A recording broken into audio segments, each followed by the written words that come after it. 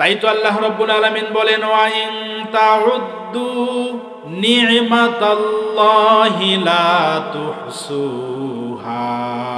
আল্লাহ রাব্বুল আলামিন বলেন, ও বান্দা, আমি আল্লাহ তোমাদেরকে এত নিয়ামত দান করেছি, এত নিয়ামত দান করেছি, তোমরা যদি একটা একটা করে গণনা শুরু করে দাও, গণনা করে তোমরা আমি আল্লাহর দেওয়া নিয়ামত গুণে তোমরা শেষ করতে পারবা না। কত নিয়ামত দিয়েছি, কোনটাকে অস্বীকার করবা? ফাবি আইয়ি আলাই রাব্বিকুমা তুকাযযিবান। কোন নিয়ামতকে অস্বীকার করবেন? আমি আমার দিকে যদি তাকাই, চোখ যেদিকে যায় সব কিছু আমার আল্লাহর দেওয়া নিয়ামত। কথা বলেন ঠিক কিনা? ভাইরা আমার, আমার আল্লাহ তার বান্দার প্রতি কতটা দয়ালু। আমার আলোচনার প্রথম বিষয় এটা। আল্লাহর দয়া নিয়ে কিছু কথা বলবো। যেহেতু প্রধান মুফাসসির আছে, তিনি আপনাদের যে কোনো একটা বিষয়ের উপর আলোচনা করবেন। আমি তিনটা বিষয়ের উপর আলোচনা করব। আমার আল্লাহর দয়া নিয়ে কথা বলবো, আমার আল্লাহ তার বান্দার প্রতি কত দয়ালু এটা নিয়ে কথা বলবো, নবীর জীবনের কষ্ট নিয়ে কথা বলবো, সর্বশেষ মা বাবার হক নিয়ে কথা বলবো। এই তিনটা বিষয়ের উপরে আল্লাহ যদি তৌফিক দেয় আমি কিছু বলার চেষ্টা করব ইনশাআল্লাহ। ভাইরা আমার, বলতেছিলাম আল্লাহ তার বান্দার প্রতি কত দয়ালু, একটু খেয়াল করুন, গভীর মনোযোগ। আল্লাহ তার বান্দাকে কত ভালোবাসেন, রব্বুল আলামিন তার বান্দাকে কত বেশি মহব্বত করেন। আমরা দুনিয়াতে সাধারণ দেখতে পাই, কোনো মানুষ আপনার যদি উপকার করে, বেশির থেকে বেশি উপকার করে, সুযোগ পাইলে আপনি বিপদে পড়লে অথবা তার কাছে যদি বারবার যান, যেই লোকটা আপনার উপকার করে সুযোগ পাইলে উপকার করার পরে সে ওটার আবার খোটা দেয়। কথা কন ঠিক কিনা?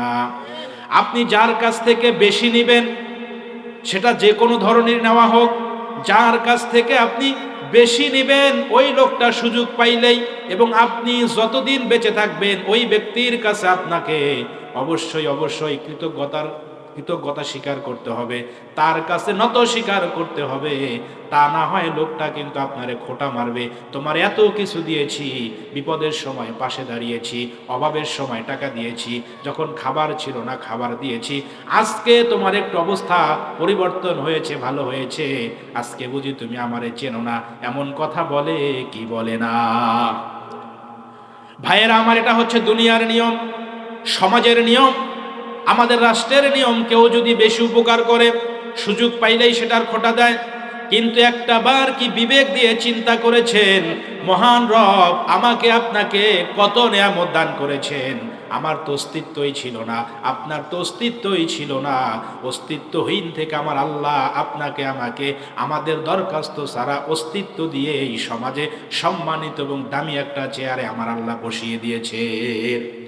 ভাইয়েরা আমার, আপনি যে পরিবারের সদস্য, ওই পরিবার, আপনার বড় ভাই, আপনার বাবা, এমনকি আপনার মা, আপনি যদি তাদের কথা বেশি না শোনেন, তাদের কথার বিরুদ্ধে চলেন, একটা পর্যায়ে মা বলে, বাবা বলে, ভাই বলে, তোর জন্য আমার বাড়ির দরজা বন্ধ, তোর জন্য ভাত বন্ধ, অন্য কোথাও রাস্তা দেখ, এমন কথা বলে কি বলে না?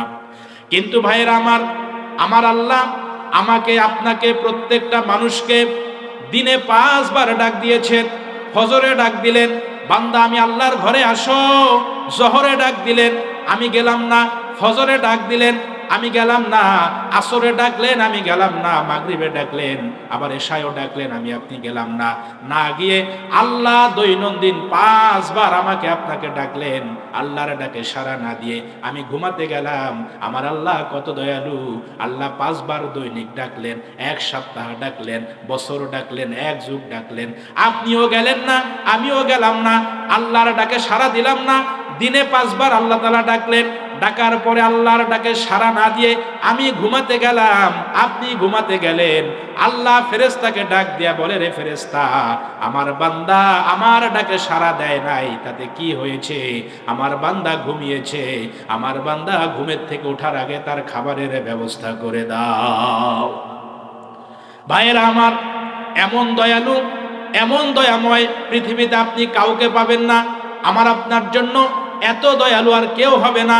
আল্লাহ তার বান্দাকে এত বেশি মহাব্বত করেন, এত বেশি ভালোবাসেন। আল্লাহ বলেন, রে বান্দা, অপরাধ করেছো, গুনাহ করেছো, হতাশ হইও না। তোমার গুনাহ যদি হয় পাহাড় পরিমাণ, আমি আল্লাহর দয়া হচ্ছে আকাশ পরিমাণ। বান্দারে, তোমার গুনাহ যদি হয় আকাশ পরিমাণ, এরপরে হতাশ হইও না, নিরাশ হইও না। তোমার গুনাহ যদি হয় আকাশ পরিমাণ, আমি আল্লাহর দয়া হচ্ছে আরশে আজিম পরিমাণ। বলে রব্বুল আলামিন, আমি তো এত গুনাহ করেছি, আমার সমাজের লোক, আমার প্রতিবেশী, এমনকি আমার স্ত্রী পর্যন্ত আমাকে বিশ্বাস করতে চায় না। আমি এত অপরাধী, আমি এত খারাপ কাজ করেছি। আল্লাহ, তোমার কাছে মাপ চাইবো, কেমনে চাইবো? মসজিদে যদি যাই, মানুষ আমাকে দেখলে হাসাহাসি করবে। রব্বুল আলামিন ডাক দিয়ে বলে, রে বান্দা, আমি আল্লাহর দয়া কত চিন্তা করে দেখো। তুমি অপরাধ করেছো, সমাজের মানুষের সামনে মাপ চাইতে হবে না, তোমার স্ত্রীর সামনেও মাপ চাইতে হবে না। অপরাধ করার পর, গুনাহ করার পর অনুতপ্ত আর অনুশোচনা করে ওই বিছানায় শুয়ে শুয়েই যদি ওই অপরাধের জন্য অনুতপ্ত হয়ে আমি আল্লাহর কাছে ক্ষমা চাও, এক ফোঁটা চোখের পানি ফেলতে পারো, বান্দারে, দুনিয়ার কোনো মানুষকে দেখানোর দরকার নাই, স্ত্রীকে দেখানোর দরকার নাই, একাকী নির্জনেও যদি আমি আল্লাহর কাছে ক্ষমা চাও, ক্ষমা চাইতে দেরি, আমি রব্বুল আলামিন তোমার অপরাধ ক্ষমা করতে দেরি করব না। বলে রব্বুল আলামিন, অপরাধ তো ক্ষমা করবেন, কিন্তু গুনার পরিমাণ তো অনেক বেশি করে ফেলেছি। অপরাধ ক্ষমা করলেন, যদি মরে যাই, নেকি ছাড়া জান্নাতে কেমনে যাব? আল্লাহ বলেন, বান্দা, আমি আল্লাহর দয়া থেকে নিরাশ হইও না, হতাশ হইও না। তোমরা তো জানো না আমি আল্লাহর দয়া কত বেশি। তুমি যখন আমার কাছে মাপ চেয়েছো, তোমার আমলনামায় 100 কোটি গুনাহ ছিল। বান্দারে, ওই 100 কোটি গুনাহ মাফ করার পর ওই 100 কোটি গুনার জায়গায় আমি আল্লাহ 100 কোটি নেকি তোমাকে দান করে দিয়েছি। ফাউলাইকা ইউবাদদিলুল্লাহু সাইয়্যাতিহিম হাসানাত। আল্লাহ বলেন, রে বান্দা, গুনাহ মাফ করে দিলাম, গুনার পরিবর্তে সমপরিমাণ নেকি দান করে দিলাম। শুধু তাই না, বান্দা নিরাশ হইও না, হতাশ হইও না। গুনাহ মাফ করলাম, গুনার পরিবর্তে নেকি দিলাম। কিয়ামতের ময়দানে আমি আল্লাহ তো আহকামুল হাকিমিন, সঠিক বিচার করব। আর সঠিক বিচারে যদি তোমার জাহান্নাম হয়ে যায়, ওই যে দুনিয়ার জমিনে তুমি যে অপরাধের জন্য আমি আল্লাহর কাছে ক্ষমা চেয়েছিলে, এক ফোঁটা চোখের পানি ছেড়ে দিয়েছিলে, ওই এক ফোঁটা চোখের পানি ছাড়ার পরে ফালিয়াদহাকু কলিলাম ওয়ালিয়াবকু কাসীরা, ওই চোখের পানি আমি আল্লাহ মওজুদ করে রেখে দিয়েছি। কিয়ামতের ময়দানে যদি তোমার জাহান্নামের ফয়সালা হয়, ওই চোখের পানিটা বের করে আমি আল্লাহ আমার কুদরতি হাত দিয়া জাহান্নামের আগুনের মধ্যে একটু ছিটা মারবো। ছিটা দেওয়ার সাথে সাথে তোমাকে জ্বালাতে আসা জাহান্নামের আগুন ওই চোখের পানি পাওয়ার সাথে সাথে নিস্তেজ হয়ে যাবে, ওই আগুন তোমাকে জ্বালাতে পারবে না। আমি আল্লাহ এইভাবে করে দয়া দিয়ে জাহান্নামের আগুন থেকে তোমাকে আমি আল্লাহ বাঁচাইয়া দেব। কষ্ট হচ্ছে আপনাদের? বলেন, আল্লাহর চেয়ে দয়ালু কেউ আছে? সবাই বলেন আছে। তাই তো আল্লাহ রাব্বুল আলামিন বলেন, বান্দা, কেন আমি আল্লাহর শুকরগুজার করবা না? আমি আল্লাহকে খোঁজার জন্য, আমাকে বোঝার জন্য বহুদূর তোমাদের যাইতে হবে না, একটু নিজের দিকে তাকাও। আল্লাহ রাব্বুল আলামিন বলেন, ফালিয়ানজুরিল ইনসানু মিম্মা খুলিক। একটু নিজের সৃষ্টি নিয়ে চিন্তা করো, নিজের দিকে তাকাও, নিজেকে নিয়ে চিন্তা করো। আল্লাহ বলেন, আমি আল্লাহকে চেনার জন্য বহু দূরে যেতে হবে না।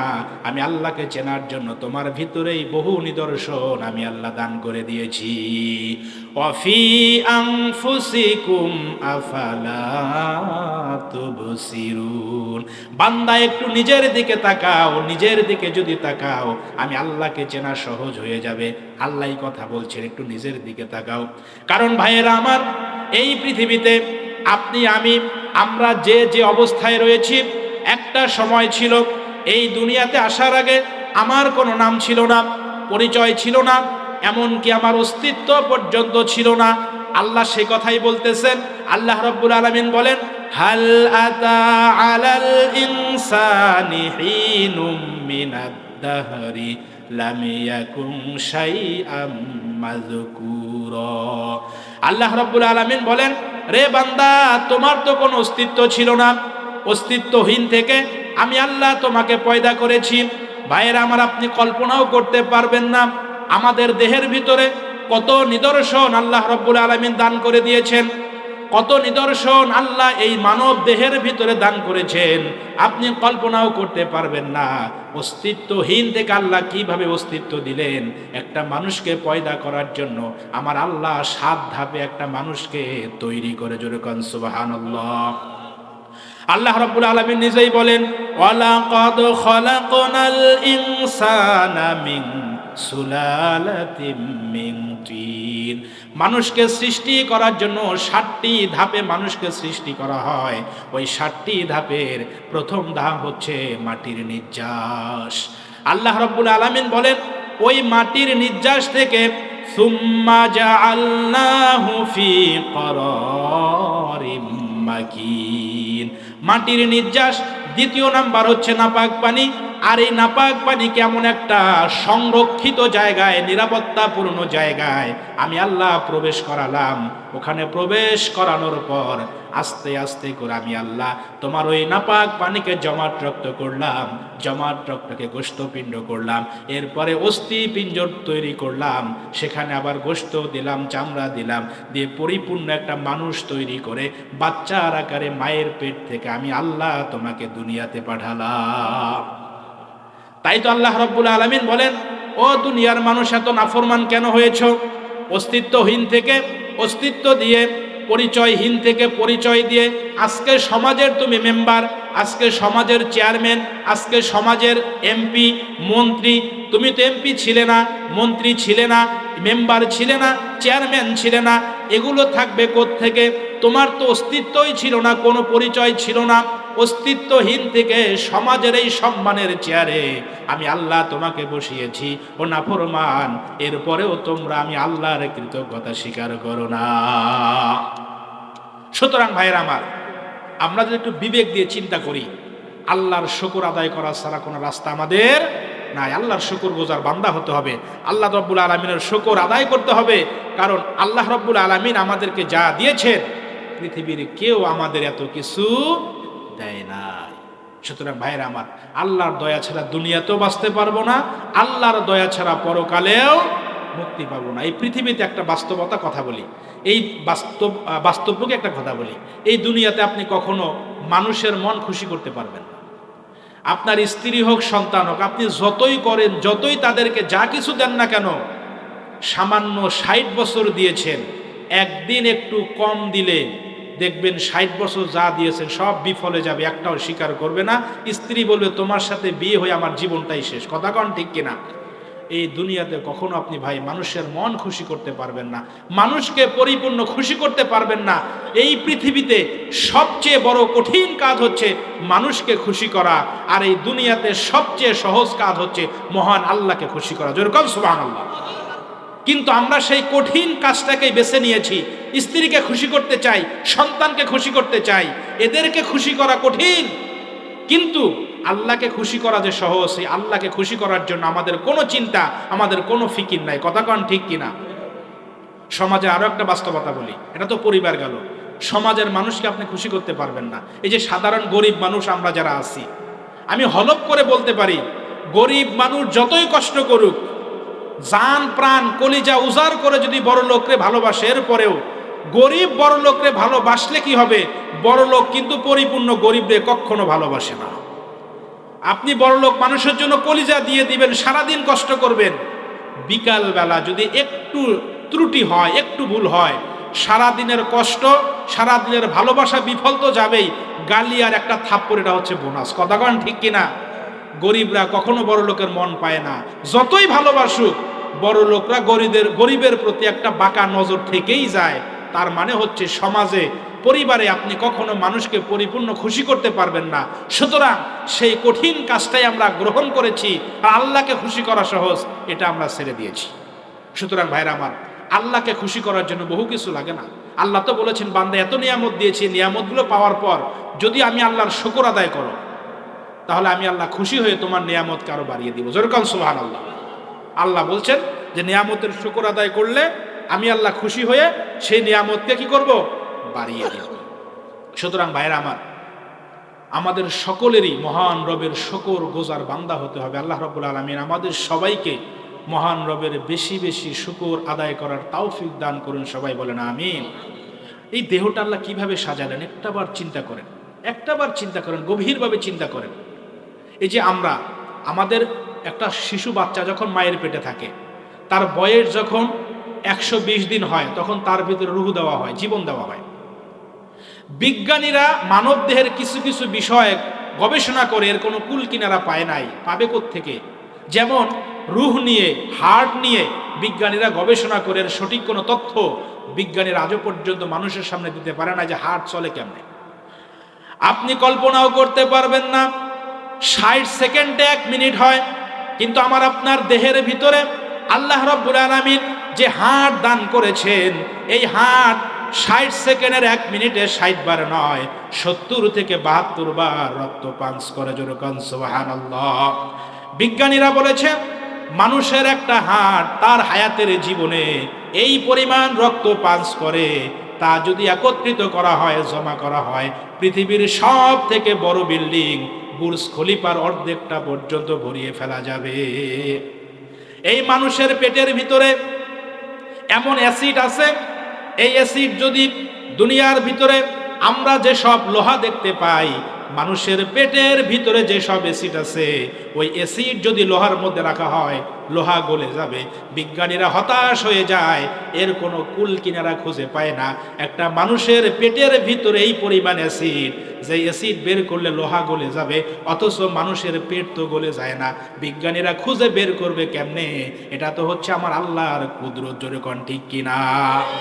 এটা হচ্ছে আল্লাহর কুদরত। চিকিৎসা বিজ্ঞানে কথা বলেছে, মানুষের পেটের ভিতরে যেই পরিমাণ অ্যাসিড আছে, এটা যদি এই অ্যাসিড বের করে যদি লোহার মধ্যে রাখা হয়, লোহা গলে যাবে। কিন্তু আমাদের পেট গলে না, চামড়া গলে না।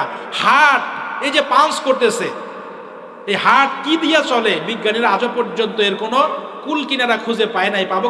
পাবে কোত্থেকে? ইয়াসআলুনাকা আনির রূহ। এই রূহ, এই হার্ট তো চলে আমার আল্লাহর হুকুমে। জোরে কোন ঠিক কিনা? এটা আল্লাহর হুকুমে চলে, বিজ্ঞানীরা এর কুল কিনারা খুঁজে পাবে না। সুতরাং ভাইরা আমার, আল্লাহর শুকর গোজার বান্দা হতে হবে। তো যে কথা বলছিলাম, আল্লাহর দয়া ছাড়া বাঁচার কোনো রাস্তা নাই। এজন্য আমাদের সকলের উচিত মহান রবের কাছে নিজেদের আনুগত্যের মস্তককে অবনত করে দেওয়া। পৃথিবীতে যা কিছু আছে, একদম চন্দ্র সূর্য তারকা থেকে শুরু করে প্রাণী জগৎ থেকে শুরু করে এমন কিছু নাই যে আল্লাহরে সেজদা করে না। এমন কি গাছ সকালবেলা এবং বিকালবেলা তার ছায়া লম্বা করে আল্লাহরে সেজদা দেয়। জোরে কাল সুবহানাল্লাহ। কিন্তু মানুষ, আমরা আল্লাহকে সেজদা দিতে চাই না। আল্লাহ রাব্বুল আলামিন আমাদের সবাইকে মহান রবকে বেশি বেশি সেজদা করার তৌফিক দান করেন। সবাই বলেন আমিন। ভাইরা আমার, দ্বিতীয় যে পয়েন্ট আমি আপনাদেরকে বোঝাতে চাই, আপনারা গ্রামের মানুষ, আমরা অনেক সময় মানুষকে দেখি, একজন মানুষ ভালো মানুষ, সৎ মানুষ, নামাজ পড়ে, রোজা রাখে, মোটামুটি যতটুকু সম্ভব ধর্মের কাজ করে। এই লোকটা যদি কখনো বিপদে পড়ে, অসুস্থ হয়, সে নিজে এবং কিছু প্রতিবেশী তাকে উপহাস করে বলে, তুমি না নামাজ পড়ো, তুমি না ভালো কাজ করো, তাহলে এত বিপদ তোমার থাকবে কেন?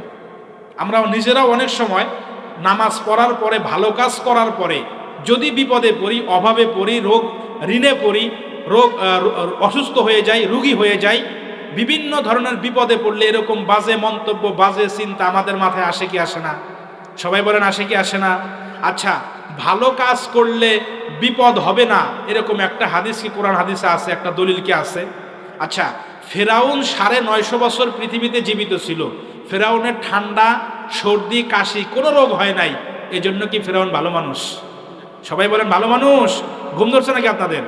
সবাই বলেন ফেরাউনকে জন্য ভালো মানুষ।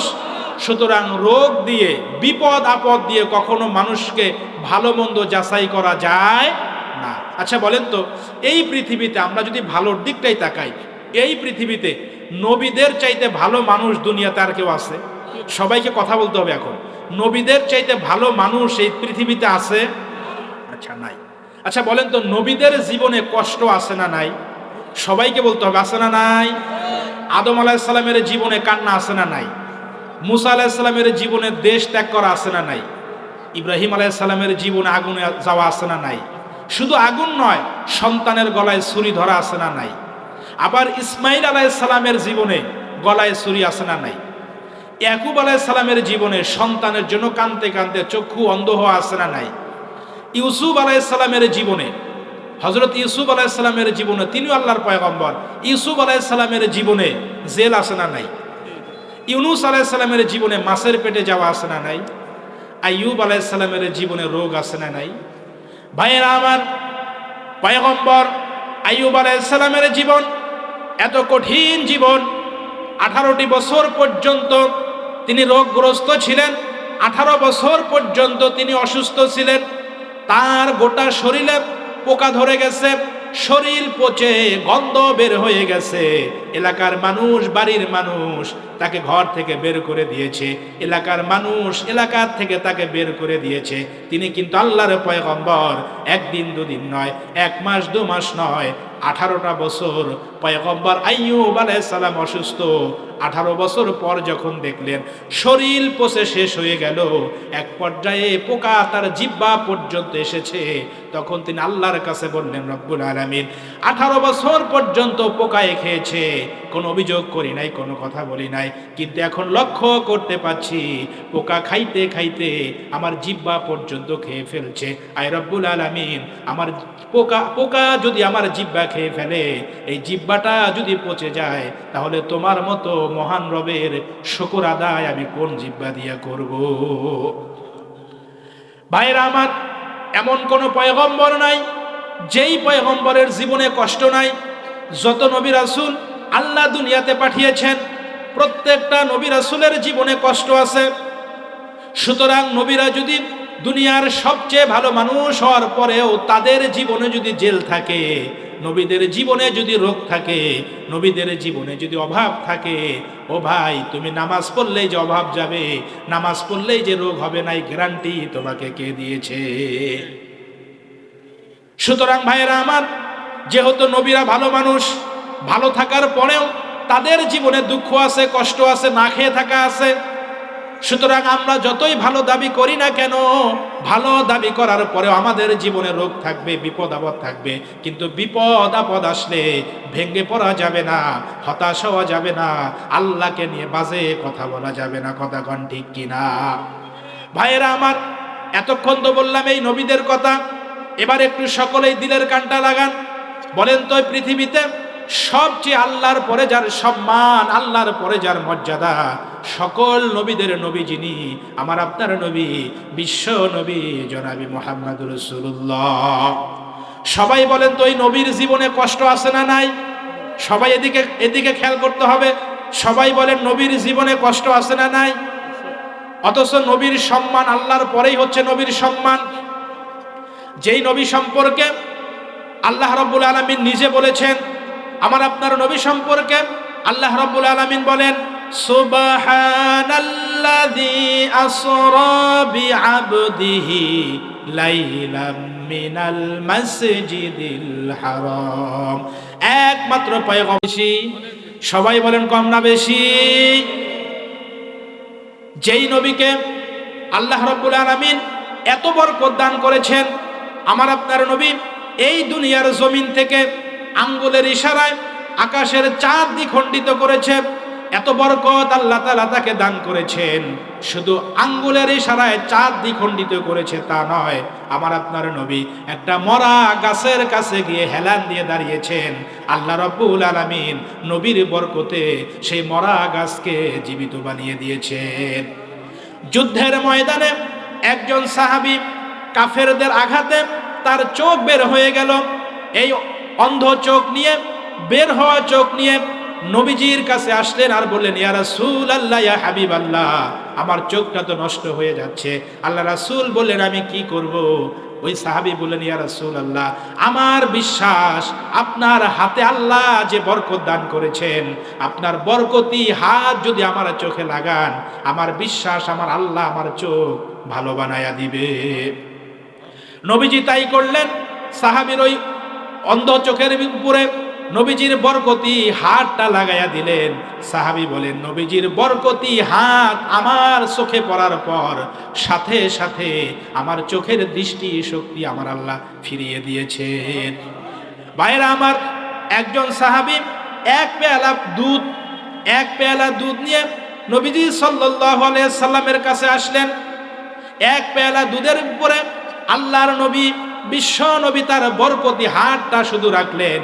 আল্লাহর নবী তার বরকতি হাত রাখার কারণে এক পেয়ালা দুধ 70 থেকে 72 জন সাহাবী পেট পুরে পান করেছেন। এরপরেও এক পেয়ালা দুধ আমার আল্লাহ শেষ করার নাই। ভাইরা আমার, হিজরতের সেই ঘটনা কে না জানে? আল্লাহ রাসূল এবং তার সঙ্গী হযরত আবু বকর রাদিয়াল্লাহু তাআলা আনহু গুহায় আশ্রয় নিলেন। একটা বিষধর সাপ হযরত আবু বকর রাদিয়াল্লাহু তাআলা আনহুকে কামড় মারলেন। আল্লাহ রাসূল ঘুমিয়েছিলেন, ঘুম থেকে জাগনা পেয়ে দেখে আবু বকরের চোখ থেকে পানি বের হচ্ছে। নবীজি বললেন, আবু বকর, চোখে কেন পানি? হযরত আবু বকর বলেন, ইয়া রাসূলুল্লাহ, পাহাড়ের বিষধর সাপ আমি আবু বকরকে কামড় মেরেছে। আল্লাহর নবী সঙ্গে সঙ্গে মুখের থেকে থুতু মোবারক বের করে থুতু লাগাইয়া দিলেন, সাপে কাটার জায়গায় থুতু লাগিয়ে দিলেন।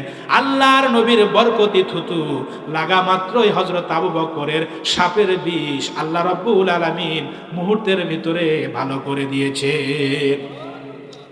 এত সম্মানের এত বরকত দান করেছেন। নবীজি যেই দিন পৃথিবীতে আসলেন, হযরত হালিমাতুস সাদিয়া বলেন, আমরা তায়েফ থেকে একদল মানুষ যখন মক্কায় প্রবেশ করলাম, আমার সঙ্গী যারা ছিল তারা সকলেই বাচ্চা কাচ্চা নিয়ে যখন মক্কা ছাড়লো, আমি হালিমাতুস সাদিয়া অসুস্থ ছিলাম।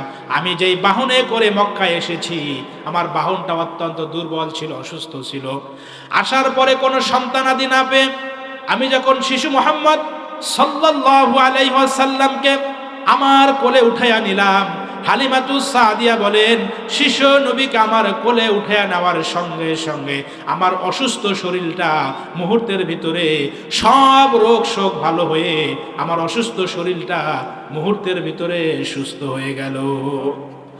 শিশু নবীকে নিয়ে যখন আমি আমার অসুস্থ বাহনে উঠলাম, ওঠার পরে আমার অসুস্থ বাহন, দুর্বল বাহনটা মুহূর্তের ভিতরেই সফল হয়ে গেল। আমার এই বাহন, অসুস্থ বাহন সুস্থ হয়ে গেল, সবল হয়ে গেল। এই বাহনে চড়ে যখন আমি বাড়ির দিকে রওনা করলাম, আমার থেকে আমার সঙ্গীরা 2-1 ঘন্টা আগে যারা মক্কা ছেড়েছে, আমার এই বাহন এত জোরে এবং এত দ্রুত গতিতে সে দৌড়াতে লাগলো। 1-2 ঘন্টা আগে যেই সকল বাহন মক্কা ছেড়েছে, ওই সব বাহনকে পিছনে ফেলে আমার বাহন সবার আগে তায়েফে আমাকে পৌঁছায়া দিল।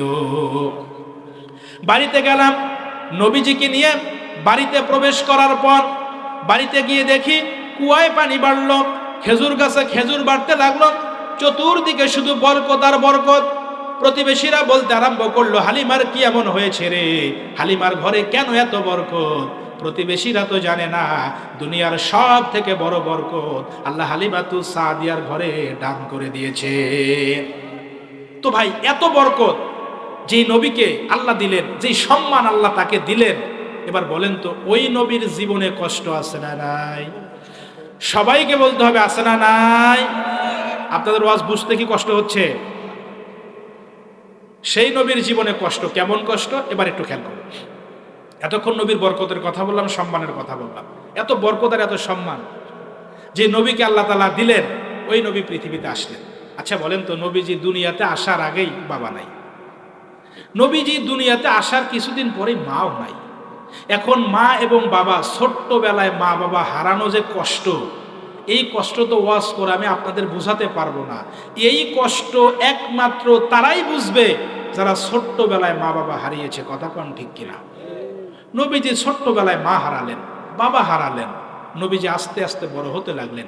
নবীজি যখন বড় হলেন, বড় হওয়ার পরে মানুষের বাড়িতে কাজ করলেন, মানুষের বাড়িতে কাজ করলেন। আল্লাহ রাসূল যখন নবুয়ত পেলেন, নবুয়ত প্রাপ্ত হওয়ার পর তায়েফে গেলেন। আল্লাহ রাসূল যখন তায়েফে আল্লাহর তাওহীদের দাওয়াত নিয়ে যান, যেই রাস্তা দিয়ে গিয়েছেন, রাস্তার পাশে যে পাথরগুলো ছিল, ওই পাথরগুলো রাসূলকে সালাম করেছে। রাসূল যখন তায়েফে গেলেন, তায়েফের লোকেরা রাসূলকে পাথর মেরে এমন রক্তাক্ত করলো, রাসূল বেহুশ হয়ে জমিনে পড়ে গেলেন। তায়েফ সফর করলেন রাসূল, তায়েফে তার কষ্ট। এক পর্যায়ে আল্লাহর তাওহীদের দাওয়াত দেওয়ার কারণে নিজের জন্মভূমি, নিজের ভিটাতে তিনি থাকতে পারলেন না। এক পর্যায়ে বাধ্য হয়ে তাকে মক্কা ছেড়ে হিজরত করে মদিনায় যেতে হয়েছে।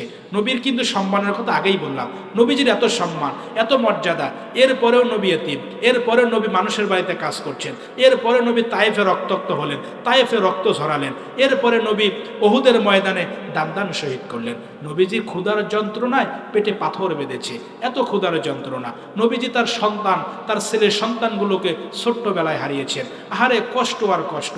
আপন চাচার দ্বারা অত্যাচারিত হচ্ছেন, প্রতিবেশীর দ্বারা অত্যাচারিত হচ্ছেন, আপন চাচির দ্বারা অত্যাচারিত হচ্ছেন, নিজের বসত ভিটা ছেড়ে হিজরত করে মক্কা থেকে মদিনায় চলে যেতে হচ্ছে। ওখানে যাওয়ার পরেও কাফেরদের ষড়যন্ত্র থেমে নেই, তখনও তারা রাসূলকে হত্যা করার জন্য ষড়যন্ত্র চলছে। মুনাফিকদের সর্দার আব্দুল্লাহ ইবনে উবাইও রাসূলকে হত্যা করার জন্য ষড়যন্ত্র করছে। তো ভাই, যেই নবীকে আল্লাহ এত সম্মান দিলেন, ওই নবী চাইলে তো দুনিয়ার জমিনে জান্নাতি খাবার খেতে পারতো। ওই নবী কেন ক্ষুধার যন্ত্রণায় কষ্ট করলো? ওই নবী কেন তায়েফের ময়দানে রক্ত ঝরালো? ওই নবী কেন উহুদের ময়দানে দান শহীদ করেছে? এই সবগুলো করেছে আমাকে এবং আপনাকে শিক্ষা দেওয়ার জন্য। কথা কন ঠিক কিনা? নবী এটাই আমাদের শিক্ষা দিতে চেয়েছেন। ও আমার উম্মতেরা, একটা সময় আমি দুনিয়াতে থাকবো না, কিয়ামত পর্যন্ত আমার উম্মতরা আসবে। আমার উম্মতের ভিতরে এতিম উম্মত থাকবে, আমার উম্মতের ভিতরে প্রতিবেশীর দ্বারা অত্যাচারিত হওয়া উম্মত থাকবে, আমার উম্মতের ভিতরে আপন চাচার দ্বারা, চাচির দ্বারা অত্যাচারিত হওয়া উম্মত থাকবে, আমার উম্মতের ভিতরে অভাব অনাটনওয়ালা উম্মত থাকবে, যাদের দিনে 3 বেলার ভিতরে 1 বেলা ভাত পাবে, 2 বেলা পাবে না, এমন গরিব উম্মত থাকবে। তো আমি আমার উম্মতদেরকে এটাই শিক্ষা দিয়েছি, ও আমার উম্মতেরা, তোমার প্রতিবেশী যদি তোমার ষড়যন্ত্র করে, পেটে যদি খাবার নাও থাকে, যত কষ্টই আসুক, আমি নবীর শিক্ষা হচ্ছে কষ্ট যতই হোক ঈমান থেকে বিচলিত হওয়া যাবে না। নবী যত কষ্ট করেছেন, এই সব কষ্ট তার উম্মতদেরকে শিক্ষা দেওয়ার জন্য করেছেন। পৃথিবীর কোনো এতিম উম্মত যেন বলতে না পারে আঙ্গুল তুলে যে আমার কষ্ট, আমি তো এতিম, এতিমের কষ্ট নবীজি কি বুঝবে, আমি তো গরিব অসহায়, এই গরিবের কষ্ট নবীজি কি বুঝবে, আমি তো আমার চাচার দ্বারা অত্যাচারিত, চাচা আমার জমি জোর করে নিয়ে গেল, আমার ভিতরে যে কষ্ট, এই কষ্ট আমার নবীজি কি বুঝবে। এইভাবে আঙ্গুল তুলে, নবীর দিকে আঙ্গুল তুলে এরকম অপবাদ কোন উম্মত যেন কিয়ামত পর্যন্ত দিতে না পারে। এজন্য সবচেয়ে বেশি কষ্ট আল্লাহ রাসূল আমাকে আপনাকে শিক্ষা দেওয়ার জন্য নিজে জীবনে প্র্যাকটিক্যালে কষ্ট করে গেছেন। কথা কোন ঠিক কিনা? তো নবীজি যে এত কষ্ট করেছে, এত কষ্ট করার পরেও কি নবীজি বিচলিত হয়েছে? জোরে বলেন, বিচলিত হয়েছে? হয় নাই। এত কষ্ট করার পরে নবীজি কিন্তু কখনো ভেঙে পড়েন নাই। এটা আমাদেরকে শিক্ষা দিয়ে গেছে, আমাদেরকে শিক্ষা দিয়ে গেছে। সুতরাং ভাইরা আমার, প্রথম পয়েন্ট বলেছিলাম আল্লাহর দয়া, দ্বিতীয় হচ্ছে নবীর সুপারিশ ছাড়া জান্নাতে যাওয়া যাবে না। দ্বিতীয় পয়েন্টটা যেটা বুঝাতে চাচ্ছিলাম আপনাদের, সেটা হচ্ছে আমরা গ্রামের মানুষ অনেক সময় অভাব অনাটনে পড়লেই আমরা বাজে মন্তব্য শুরু করে দেই। এমন মানুষ আপনাদের মহল্লায় বুঝি নাই?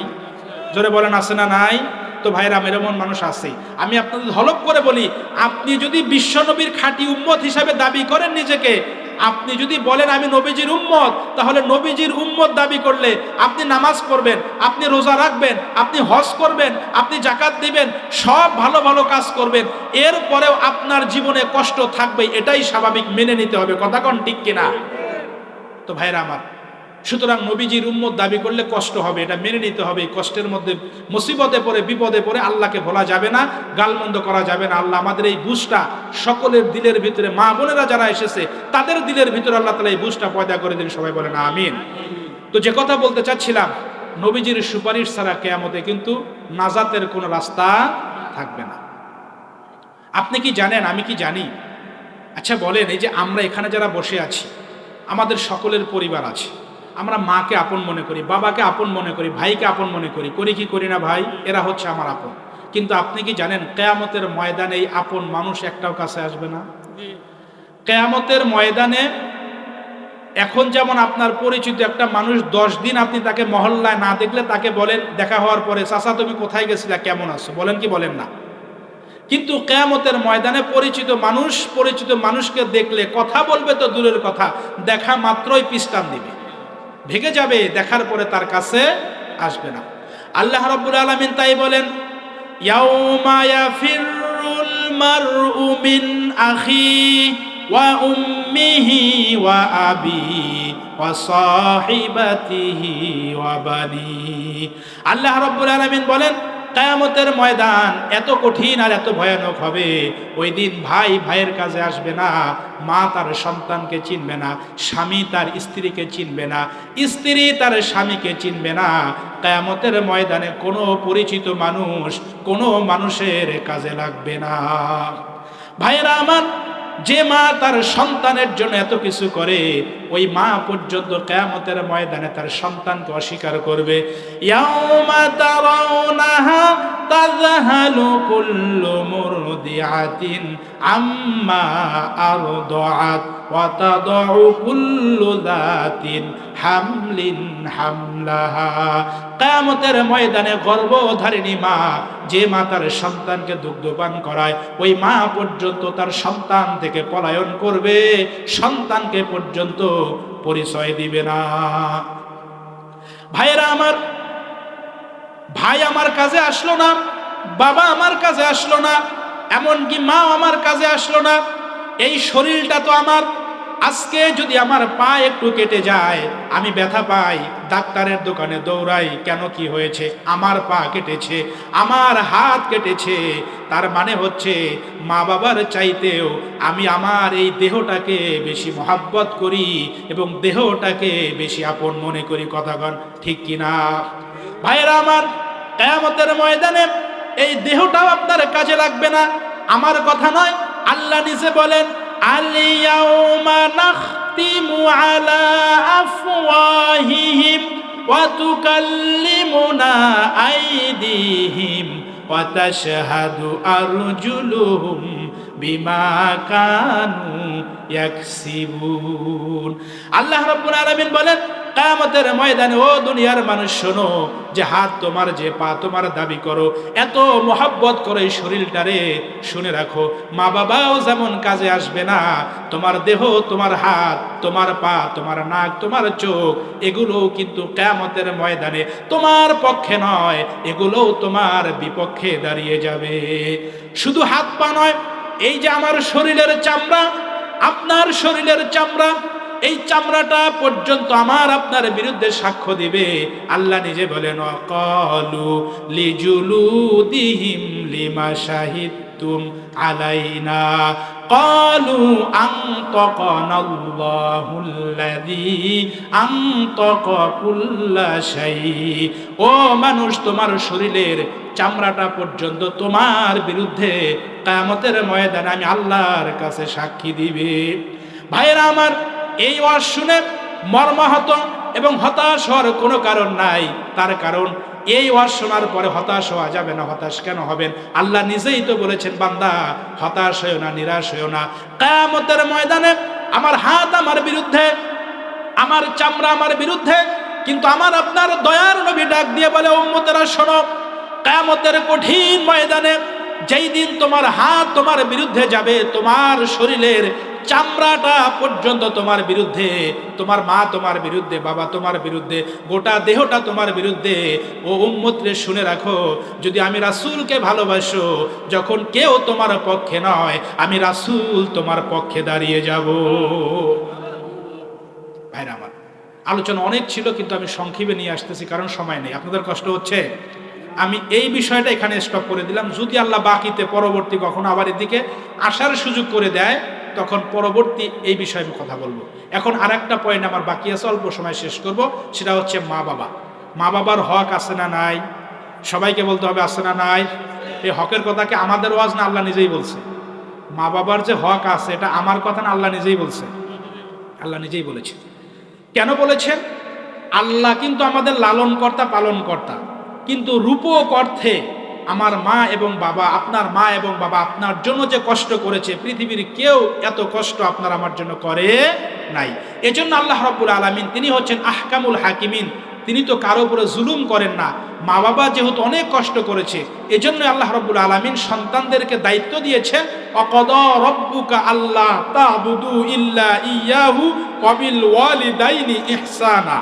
এজন্য আল্লাহ রাব্বুল আলামিন বলেছেন, ও দুনিয়ার মানুষ শোনো, আমি আল্লাহর হুকুম, আমি আল্লাহর গোলামি করার পর তোমাদের প্রতি আমি আল্লাহর নির্দেশ হচ্ছে অবশ্যই মা বাবার খেদমত করতে হবে। অবশ্যই মা বাবার কি করতে হবে? সবাই বলেন, মা বাবার কি করতে হবে?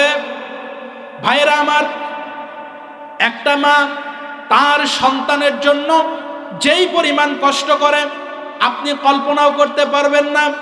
এই যে আমরা মানুষ, আমাদের দেহের ভিতরে 206টা হাড় আছে। এই 206টা হাড়ের মধ্য থেকে একসাথে যদি 20টা হাড় ভেঙে যায়, ব্যথার পরিমাণ দাঁড়ায় 45 অথবা 46 ইউনিট। একটা মানুষ 45-46 ইউনিটের অতিরিক্ত ব্যথা হলে মানুষ বাঁচার কথা নয়। কিন্তু চিকিৎসা বিজ্ঞান বলেছেন, একটা মা যখন সন্তান প্রসব করে, ডেলিভারি করে, ওই ডেলিভারির সময় এক একটা ব্যথা, এক একটা পেন, যেই ব্যথার পরিমাণ 45-46 নয়, ওই ব্যথার পরিমাণ গিয়ে দাঁড়ায় 57-58 ইউনিট পর্যন্ত দাঁড়িয়ে যায়। একটা সন্তান প্রসব করার জন্য যেই পরিমাণ কষ্ট মাকে সহ্য করতে হয়, এই কষ্টের কথা যদি মায়েদের মনে থাকতো, সন্তান প্রসব হওয়ার পর দ্বিতীয়বার কোনো মা সন্তান ধারণ করার জন্য রাজি হতো না। কিন্তু আমার আল্লাহ ডাক দিয়ে বলে, দুনিয়ার মানুষ শোনো, আমি আল্লাহ কত দয়ালু। এই যে মায়ের গর্ভে একটা জীবিত মানুষের পেটে আর একটা জীবিত মানুষ আমি আল্লাহ দিয়ে দিলাম, মায়ের পেটের ভিতরে তাকে আস্তে আস্তে করে বড় বানালাম। তার ডেলিভারির সময় এই যেই পরিমাণ ব্যথা আর কষ্ট, এই ব্যথা কষ্ট দেওয়ার পরে সন্তান যখন দুনিয়াতে আসে, ভূমিষ্ঠ হয়, ভূমিষ্ঠ হওয়ার পরে সন্তানের চেহারার ভিতরে আমি আল্লাহ এমন মায়া আর এমন মহাব্বত তৈরি করে দেই, মায়ের দিলের ভিতরে এমন ভালোবাসা পয়দা করে দেই, সন্তানের মুখ দেখার সাথে সাথে ওই 57 ইউনিটের ব্যথা আমি আল্লাহ মুহূর্তের ভিতরে মায়ের মন থেকে মুছে দেই। এই ব্যথা যদি আল্লাহ মায়ের দিল থেকে মুছে না দিত, কোনো মা বোনেরা দ্বিতীয়বার সন্তান নেওয়ার জন্য রাজি হতো না। তো ভাইরা আমার, এই যে এত কষ্ট মা বাবা আমাদের জন্য করে, অথচ যে মা বাবার হকও আল্লাহ দিয়ে দিলেন, ওই মা বাবা কিন্তু বর্তমান সমাজের সব থেকে বড় কম দামি মানুষ হচ্ছে, মানুষ যখন বুড়া হয়, বুড়া মানুষের কোনো মূল্য সমাজে কেউ দিতে চায় না। কথা কন ঠিক কিনা? ওই যে আমি একটা কথা বলে থাকি, বাবার জমি ভালো লাগে, মায়ের টাকা ভালো লাগে, কিন্তু বৃদ্ধ মা বাবাকে পালতে ভালো লাগে না। কথা কন ঠিক কিনা? বাবার সম্পদের ভাগ সবাই নিতে চায়, কিন্তু বৃদ্ধ মা বাবাকে কেউ পালতে চায় না, কেউ নিতে চায় না, কেউ নিতে চায় না। ভাইরা আমার, এই পৃথিবীতে আমার জন্য, আপনার জন্য, আপনার মা বাবা, আমার মা বাবা, মা বাবার চাইতে আপন কেউ আছে? সবাই বলেন আছে। এই পৃথিবীতে আপনার যত ঘনিষ্ঠ বন্ধু হোক, আমার যত ঘনিষ্ঠ বন্ধু হোক, কোনো ঘনিষ্ঠ বন্ধু চায় না যে আমার সামাজিক যে অবস্থান আছে, আমার এই অবস্থানের চাইতে আমার বন্ধুর অবস্থান ভালো হোক, আমার চাইতে আমার বন্ধু দামি একটা চাকরি করুক, মনের থেকে কোনো বন্ধু এটা চায় না। কথা কন ঠিক কিনা? কিন্তু ভাইরা আমার, বাবা তার সন্তানের জন্য এত বেশি আপন। পৃথিবীর যত বাবা আছেন, সব বাবাকে আপনি খুঁজলে দেখতে পারবেন, বাবা যদি প্রাইমারির টিচার হয়, বাবা চায় না আমার সন্তান প্রাইমারির শিক্ষক হোক। বাবা যদি প্রাইমারির শিক্ষক হয়, বাবা স্বপ্ন দেখে আমার সন্তানটা যেন এসপি অথবা ডিসি হয়। কথা কন ঠিক কিনা? প্রত্যেকটা বাবা চায় বাবার যে অবস্থান, তার ওই অবস্থানের চাইতে সন্তানের আরো উপরে এবং সন্তানের আরো দামি একটা অবস্থান প্রত্যেকটা বাবা দেখতে চায়। ভাইরা আমার, মায়েদের কথা কি বলবো? মা তো তার সন্তানের জন্য এত বিনয়ী, এত মহব্বত আর এত ভালোবাসা। মা সন্তান যদি তার অসুস্থ হয়, নিজের হায়াতের বিনিময় আল্লাহর কাছে দোয়া করে, রব্বুল আলামিন, আমি কিচ্ছু চাই না, আমার হায়াতের বিনিময় আমার সন্তানটারে তুমি সুস্থ বানায়া দাও। ভাইয়েরা আমার, আপনি ঢাকায় থাকেন, চট্টগ্রামে থাকেন, আপনি যেই বাসায় থাকেন, আপনি যদি অসুস্থ হন, আপনি অসুস্থ হওয়ার পরে আপনার পাশের রুমের লোক জানার আগে, দুনিয়ার কেউ জানার আগে, আপনার যদি কিছু হয়, 500 মাইল দূরের থেকে মায়ের কলিজায় অটোমেটিক খবর হয়ে যায়। তাই তো কবি বলে, বিদেশে কি বিরাজ্যে পুত্র মারা যায়, পশু পক্ষী না জানিতে আগে জানে তার মা। কথা কন ঠিক কিনা? কিন্তু আফসোসের বিষয়, যে মা, যে বাবা তার জীবনের সর্বোচ্চ দিয়ে সন্তানের জন্য এত কিছু করে, সন্তানের জন্য এত কিছু করে। এমনও আছে, সমাজের অনেক মানুষ আছে মা বাবারে কান পরা দেয়, ওই দেশের অবস্থা ভালো না, সব কিছু উজাড় করে সন্তানের লেখাপড়া করাচ্ছ, এই সন্তান বড় হইলে তো তোমারে দেখবে না। মা বাবা উত্তরটা দেয় কি একটু শোনেন। মা বাবাকে যদি কেউ এই কান পরা দেয়, ওই বৃদ্ধ মা, ওই বৃদ্ধ বাবা বলে, আমার সন্তান আমাকে কিছু দেখ আর না দেখ, আমার ছেলেটা যদি পড়াশোনা করে, ভালো চাকরি করে, ও যদি সুখে থাকে, ও যদি ভালো থাকে, ও যদি শান্তি থাকে, আমার সন্তানের সুখ, আমার সন্তানের শান্তি, আমাদের শান্তি। এই বৃদ্ধ বয়সে এই গ্রামের অনেক বুড়া বাবাজিরা আছে, এখনো ছেঁড়া কাপড় পরে, ভালো খাবার খায় না, 2, 4, 5 টাকা করে সঞ্চয় করে জমায়। যদি বলা হয় টাকা কেন জমাও, বলে সন্তানের জন্য জমাই। বলে কেন জমাও, বলে সন্তানের জন্য জমাই। কষ্ট কেন করো, বলে সন্তানের জন্য কষ্ট করি। এক কথায় বোঝাতে চাই, এই 60 বছর বয়সে এসেও আপনার বাবা, আপনার মা যেই কষ্টটা করে, এই কষ্ট নিজে ভালো থাকার জন্য নয়, এই কষ্ট করে তার সন্তানকে ভালো রাখার জন্য। মা বাবা যে কষ্ট করে নিজে ভালো থাকার জন্য না, মা বাবা যে কষ্ট করে সন্তানকে ভালো রাখার জন্য। কথা কোন ঠিক কিনা? কিন্তু আমাদের ভিতর অনেক নাফরমান সন্তান আছে, যেই সন্তানগুলা, যেই মা বাবা নিঃস্বার্থভাবে সন্তানদের এত ভালোবাসে। কিছু নাফরমান সন্তান আছে, মা বাবা জীবিত থাকা অবস্থায় মাকে মা বলে ডাক দেয় না, বাবাকে বাবা বলে ডাক দেয় না। এমন সন্তান আপনাদের এই সংগ্রামপুরে আছে না নাই? সবাই বলেন আছে না নাই? এই বাটপারে আবার করে কি, মা এবং বাবা যেদিন মরে, মা বাবা যেদিন মরে, মরার সময় হাউমাউ করে কান্দে। বলে কেন কান্দো? বলে কান্নার একটাই উদ্দেশ্য, এলাকাবাসী এবং সমাজের মানুষকে বুঝাতে চায় যে আমি আমার মা বাবারে খুব ভালোবাসতাম। আসলে এটা ভালোবাসা নয়। জীবিত থাকতে মারে একটা মা বলে ডাক দাও নাই, বাবাকে একটা বাবা বলে ডাক দাও নাই, মরার পরের দিন মা বাবার জন্য কান্দো। এটা ফাইজলামি ছাড়া আর কিছু না। কতক্ষণ ঠিক কিনা? অনেক সন্তান এমনও আছে, বাংলাদেশের প্রত্যেকটা অঞ্চলে আছে, মা বাবা জীবিত থাকতে মায়েরে খাইতে দেয় না, বাবারে খাইতে দেয় না। এমনকি সন্তান যদি একাধিক হয়, 500 টাকার ওষুধ কেনার জন্য ভাইয়ে ভাইয়ে দ্বন্দ্ব লাগে। এমন পরিবার আপনাদের এলাকায় আছে না নাই?